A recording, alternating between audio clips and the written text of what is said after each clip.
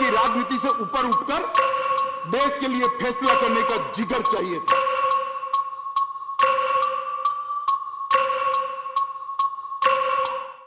तारीख 24 अप्रैल 2022, जगह भोपाल। गृह मंत्री अमित शाह ने भोपाल में पार्टी के कार्यकर्ताओं को संबोधित करते हुए बीजेपी के लिए अगले एजेंडे का ऐलान कर दिया। ये एजेंडा कुछ और नहीं बल्कि यूनिफॉर्म सिविल कोड है। अमित शाह ने भोपाल में कहा कि केंद्र सरकार ने धारा 370, 3 तलाक, CAA और राम मंदिर जैसे मुद्दों का हल कर दिया है। अब कॉमन सिविल कोड की बारी है। शाह के इसी बयान के बाद यूनिफॉर्म सिविल कोड के बारे में चर्चाएं तेज हो गई है। लेकिन आखिर कॉमन सिविल कोड का मतलब क्या होता है और इससे क्या फायदा होगा? हिंदी में इसका मतलब होता है समान नागरिक संहिता। दरअसल अदालतों में फिलहाल सिविल मामलों का निपटान अलग अलग धर्मों के पर्सनल लॉज के तहत किया जाता है। मसलन मुस्लिम धर्म के सिविल मामलों के लिए मुस्लिम पर्सनल लॉ है, जबकि हिंदू धर्म के लिए हिंदू पर्सनल लॉ। ऐसे ही सिख और ईसाई धर्म के भी अपने पर्सनल लॉज हैं, जिसके तहत कोर्ट में उनसे जुड़े सिविल मामलों की सुनवाई होती है। दरअसल सिविल मामलों में शादी, तलाक, वसीयतनामा और गोद लेना जैसे मामले आते हैं।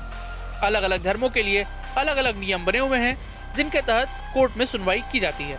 इसी कारण अदालतों को भी इन मामलों पर फैसला करने में न केवल दिक्कतों का सामना करना पड़ता है, बल्कि देश में एक संविधान और एक कानून होने के बावजूद लोगों को बराबर के अधिकार नहीं मिल पाते। जैसे मुस्लिम पर्सनल लॉ में किसी महिला से तलाक लिए बिना दूसरी और तीसरी शादी की जा सकती है, इसलिए वो ऐसा कर सकते हैं, जबकि कानून ये कहता है कि बिना किसी महिला को तलाक दिए शादी करना गैर कानूनी है।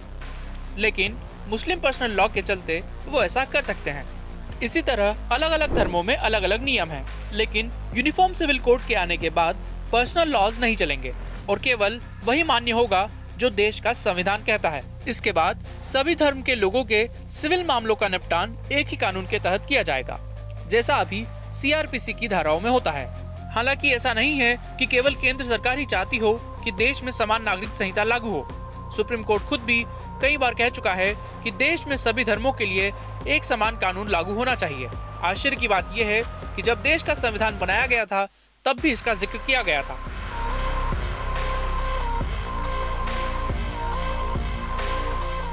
आर्टिकल 44 में तो खास तौर से कहा गया है कि राज्य भारत के पूरे क्षेत्र में नागरिकों के लिए एक समान नागरिक संहिता को सुरक्षित करने का प्रयास करेगा।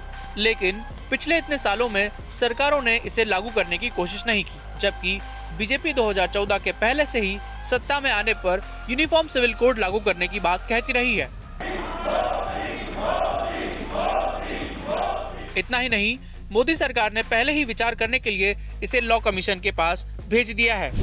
अब गृह मंत्री अमित शाह के इस बयान के बाद ये तो साफ हो गया है कि यूनिफॉर्म सिविल कोड केंद्र सरकार की पाइपलाइन में है और वो कभी भी इसे संसद में ला सकती है।